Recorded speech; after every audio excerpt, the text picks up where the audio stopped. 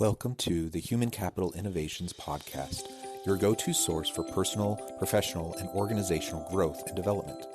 We hope you tune in often for all things people management, organizational development and change, organizational leadership, and social impact related. Maximize your personal and organizational potential with Human Capital Innovations Podcast.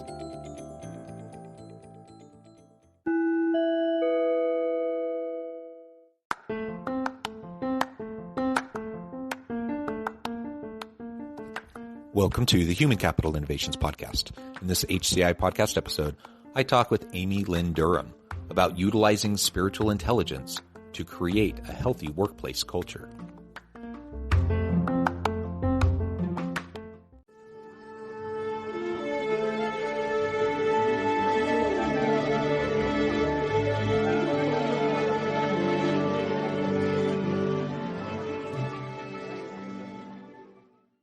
Amy Lynn Durham, welcome to the Human Capital Innovations Podcast. Thank you. I'm happy to be here. My first podcast interview of 2022. Oh, wonderful. Well, welcome. That's exciting. And hopefully you're having a good start to your year. I love having the opportunity to have these conversations with individuals like yourselves. So many great thought leaders out there sharing so much great wisdom with the world. And I'm excited to have a conversation with you. And I appreciate you taking time out of your busy schedule in this new year to share your insights with me and my listeners. Today, we're going to be focusing on this idea of spiritual intelligence or spiritual quotient. We talk about IQ, we talk about EQ. SQ is another great area to focus on. So we're going to explore that together. We're going to talk about how utilizing SQ can help you create a healthy workplace culture to drive dynamic teams. As we get started, I wanted to share Amy's bio with everybody.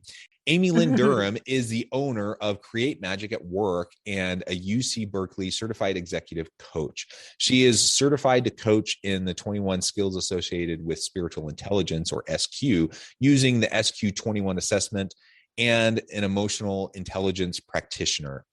Amy has spent years in the corporate world, successfully managing hundreds of employees for private and publicly traded companies. Her company, Create Magic at Work's intention is to offer spiritual intelligence and emotional intelligence tools to energize and transform the workplace. As an expert in building positive company cultures, Amy designed Creative Magic at Work to bring a variety of services and strategies to aid in cultivating teamwork and harmony in order to improve profits and employee morale. What a wonderful background. It's so interesting. I'm super excited to unpack this with you. Anything else you would like to share with listeners by way of your background or personal context before we dive on in? The only thing I would add is I would say maybe not expert in company culture, but advocate for healthy workplaces. Yeah, excellent. Well, let's start with this idea of SQ, or spiritual intelligence. Unpack that for us a little bit. What are some of these key components that make up SQ?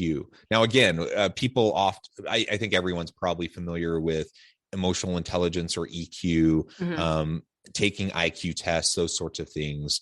LQ, love quotient, that's another one that I've heard that's out there. What exactly is SQ? Why is spiritual intelligence so important today? Yeah, so there's a lot of Qs coming out, right? And EQ is talked about quite a bit in the workplace. SQ, okay, so this is arguable, but this is a really great way to frame it. You get to SQ by way of EQ. If you compare it to the adult development theory, you start having the ability to exhibit compassion in a real way. Your brain is developed in that way around your early to mid 20s.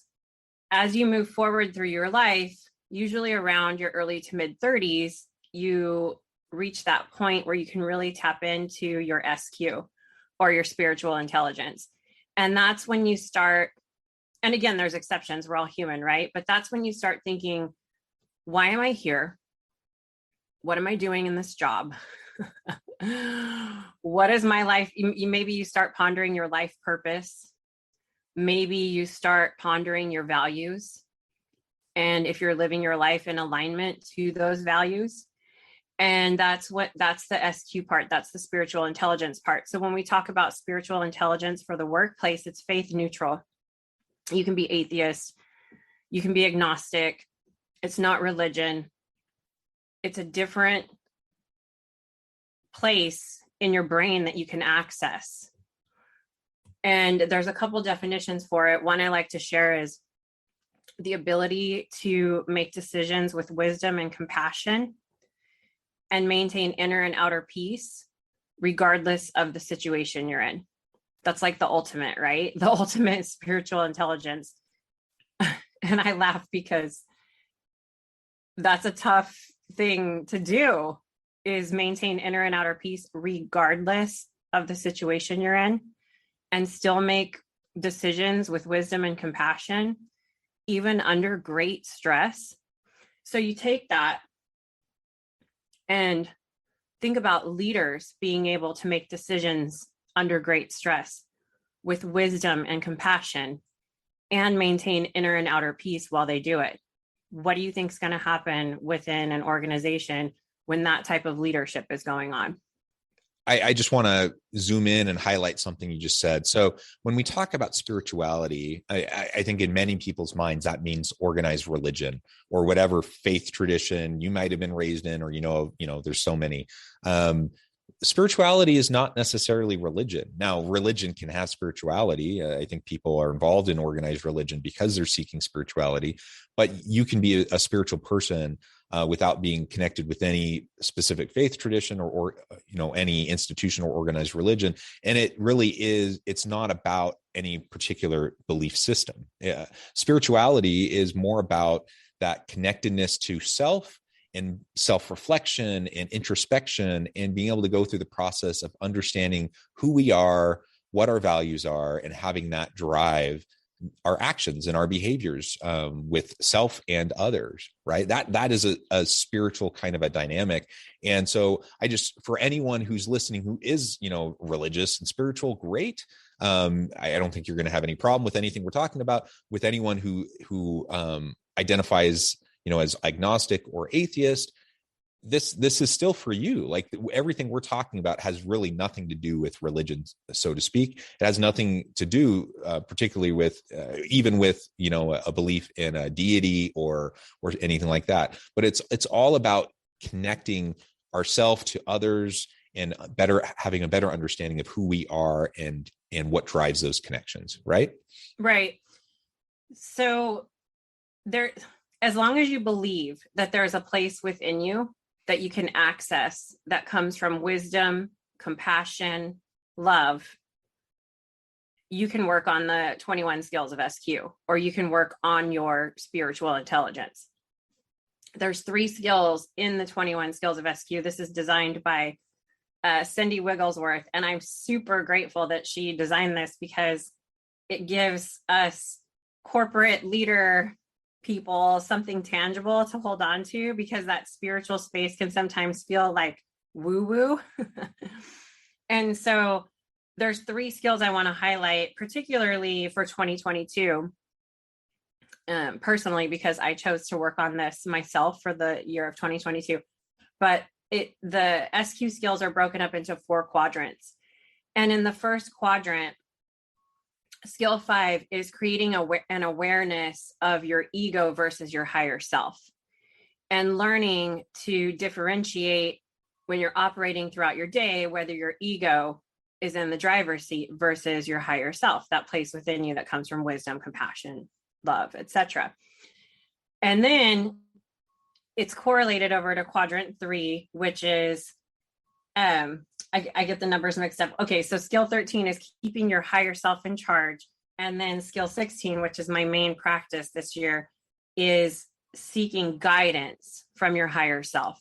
So important. And when you were talking about religion, you can say seeking guidance from your higher power, or whatever higher power you believe in, whatever works for you, right? And I just want to highlight these particular skills because I feel like they're going to be a pretty big theme in 2022.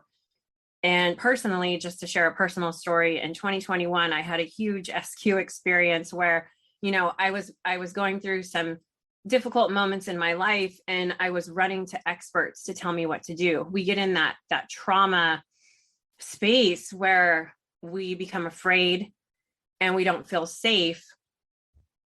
And I was just literally listening to experts instead of taking time to sit with myself, which I knew this. I'm an SQ coach, right? I mean, we all fall into these traps on our life journey.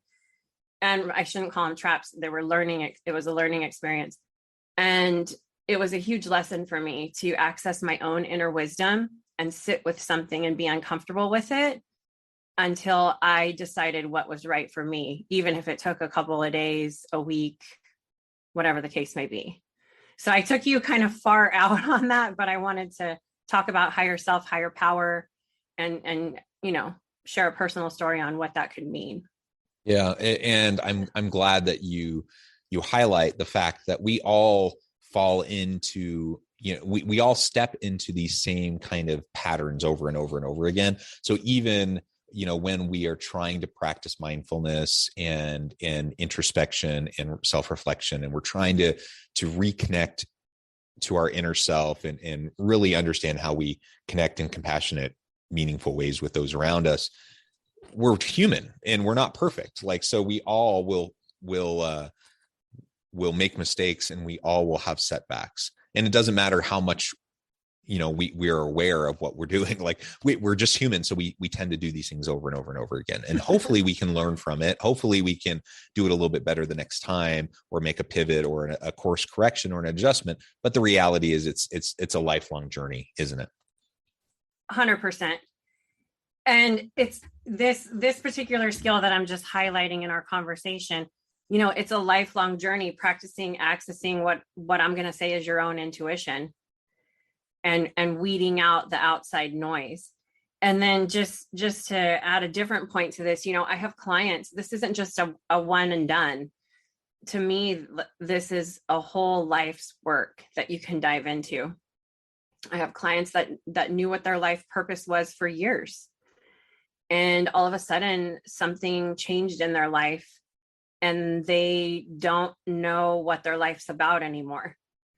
And they need a new purpose. So we go through cycles and seasons in our life, which is beautiful, but it's also a great thing to highlight, to not be so hard on ourselves. This is a practice, radical self-forgiveness, recognize, repair, and recover. I always love to share that. Yeah, good. So if we can start to develop this spiritual intelligence and really focus in on the SQ components, like you said, I think it builds off of the EQ elements that I think many listeners are already very familiar with. Ultimately, the EQ, the SQ, this puts us in a better position to be, an inspiring, motivating, an insightful leader for our teams, and to create the kind of a culture, the type of environment that's going to be healthy and safe for our people to thrive. Can you give us some examples of some of those SQ skills that translate over into really creating that kind of a healthy workplace environment and culture?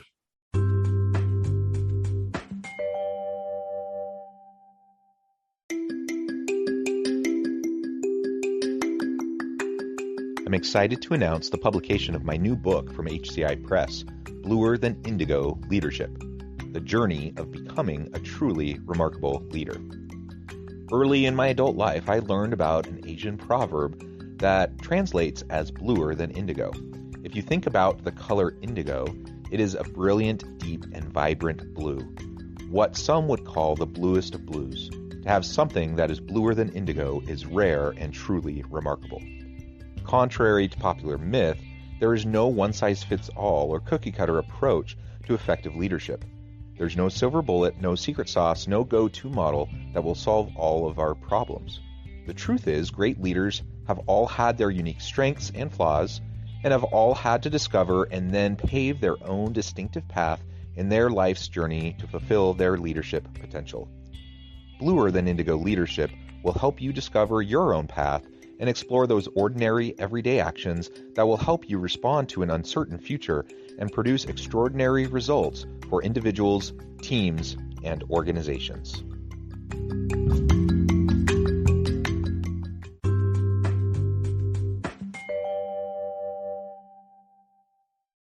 Yeah, absolutely. So just, one thought on that is they really correlate with quantum leadership, with understanding that chaos and mistakes can actually create innovation and inspiration in the workplace. Some of the skills that tie into having a healthy workplace are making wise and compassionate decisions. That's a skill that a lot of my clients work on. Being a wise and effective change agent, be a calming and healing presence. Those are three I'd really love to highlight, because often when I'm doing a coaching session with a client, and if they're an executive leader, they always want to go to skill 19, which is making wise and compassionate decisions, and they want to talk about it. And it's so cool because it's positive and it's exciting that leaders do want to talk about that. And there's usually a couple of things that arise depending on the leader. One is they need to make wise and compassionate decisions for themselves. And they might be feeling drained. They might be falling into the category of an empathetic leader where they're taking on other people's stuff. And they might need to do some healthy boundary setting for themselves, to make wise and compassionate decisions for themselves.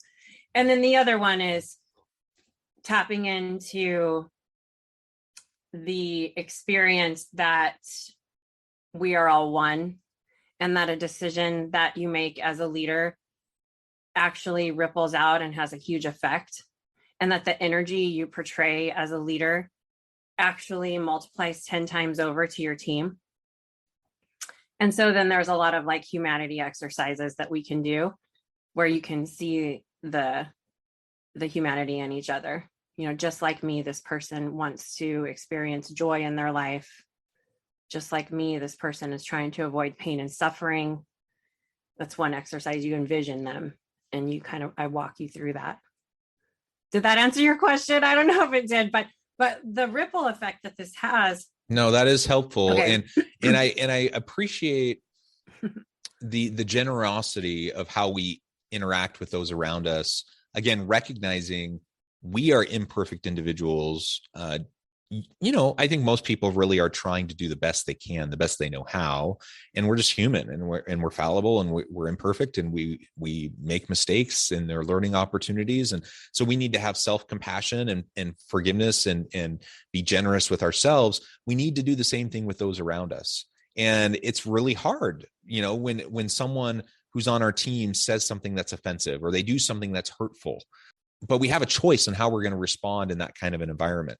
Now, there is going to be a time and a place where we need to be directly responding to harsh things that people do or say. I am not suggesting that we just put up with any abuse that anyone ever does.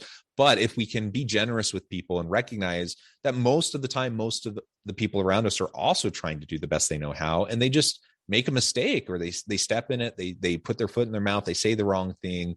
But usually most people have good intentions. If we're generous in that way, then we're able to respond. What I'm hearing you say is then we're able to respond in a much more productive way that allows us collectively, them individually, but us collectively, to learn and grow from what just happened, and rather than just finger pointing and shaming and some of those types of negative things. Now we can lean into the messiness and the complexity, the uncertainty, and grow from it.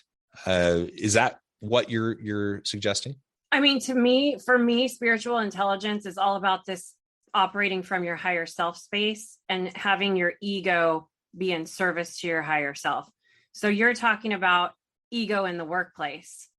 What this does, this practice, this intelligence that you can tap into, is it creates a workplace culture with less ego-induced drama. Yeah, there's going to be drama at work, of course, emotion, we're human, all of these things going on. But ultimately, what's going to happen is if you're operating from this skill set, you're going to create a company culture with less ego-induced drama, right? And you'll find as you continue to practice operating from this space that drama just sort of falls away from you. Or people that are angry, the anger sort of dissipates in your presence, which is really beautiful. And we're talking about some deep stuff here, deep inner work. Take a look in the mirror, work on yourself. And not all of it is puppy dogs and rainbows and ice cream, but the benefit from it is really great. And so what I did was I created my company, Create Magic at Work, and I developed all of these fun tools that you could do as a leader in the workplace. So the SQ is like the deep one-on-one inner work. And then the Create Magic at Work piece is the fun stuff that you can do as a leader with your team to elevate EQ and SQ and have a little fun while you're at it. Because happier employees outperform the competition, close work friendships boost employee morale by 50%.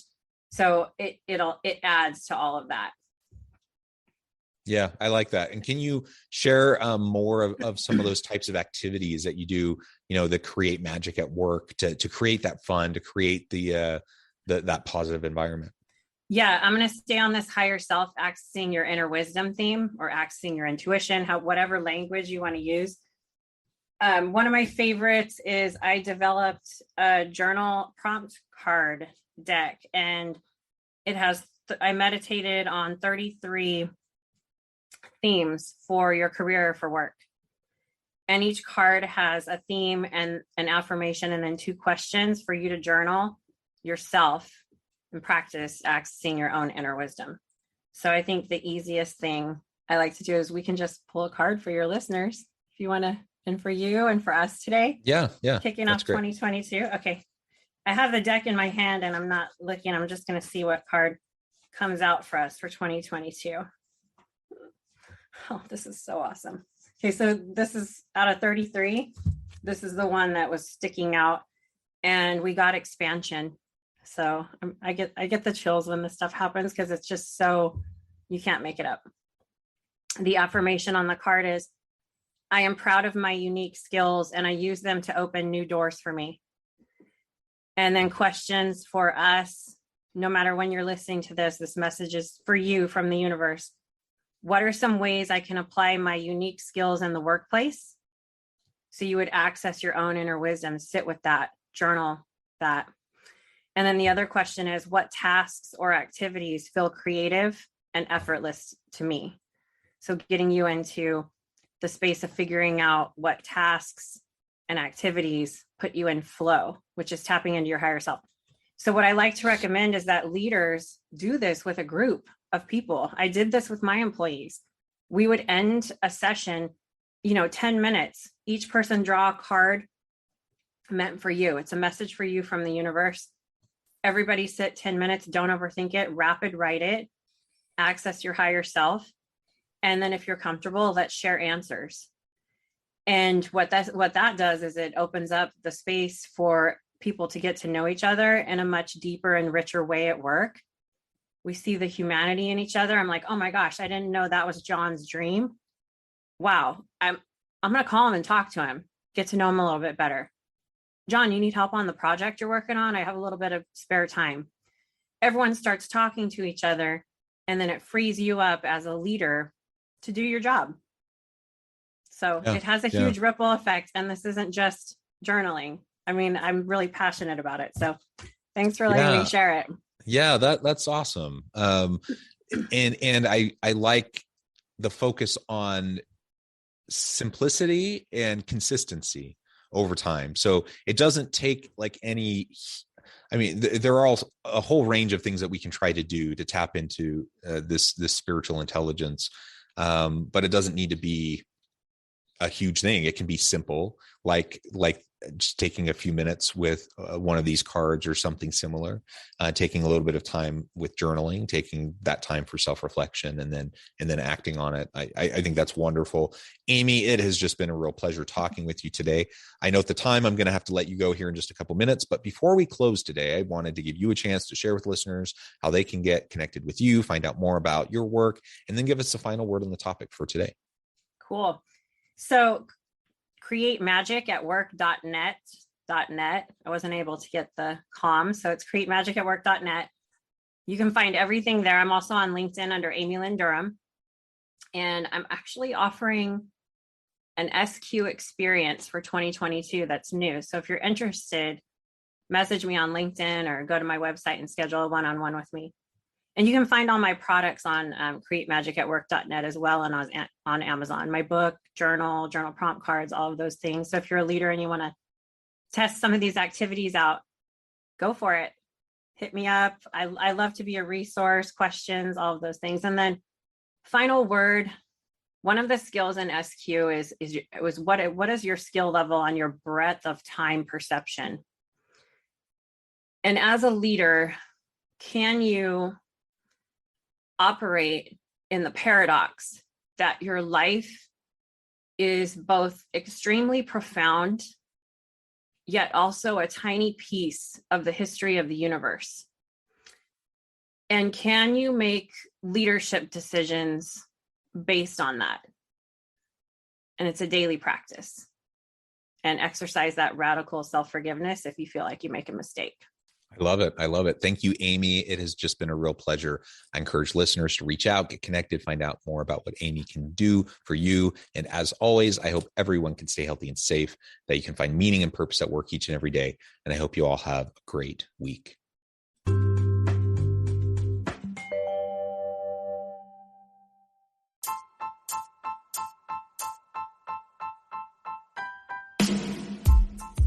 The alchemy of truly remarkable leadership. Ordinary, everyday actions that produce extraordinary results. Consider how the nature of work has shifted over the past 50 years. With increased globalization, rapid technological advancement, and the shift in economic composition, the average job of today looks very different than the average job of 50 years ago. What will the jobs and organizations of tomorrow look like? Moreover, what does this all mean for organizational leaders? What are the core competencies and capabilities of organizations and their leadership that are prepared for continued disruption and geopolitical and socioeconomic shifts?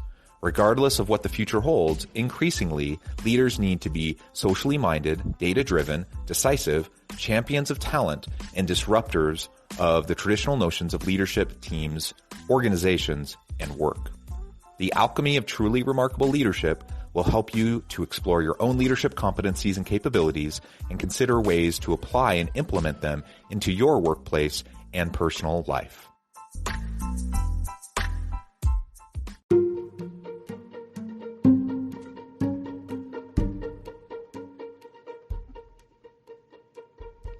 Check out Human Capital Innovations magazine, Human Capital Leadership.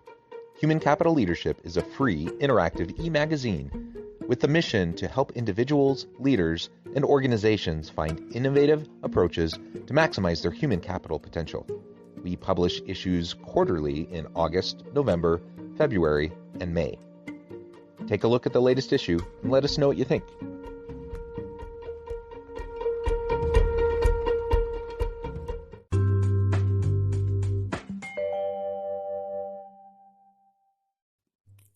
Thanks again for joining us for this episode of the Human Capital Innovations Podcast.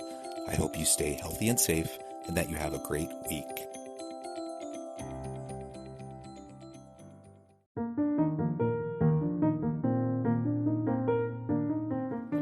Check out our new weekly LinkedIn newsletter, Alchemizing Human Capital, exploring industry trends via original research and interviews with executives and thought leaders from across the globe. We look forward to having you join us.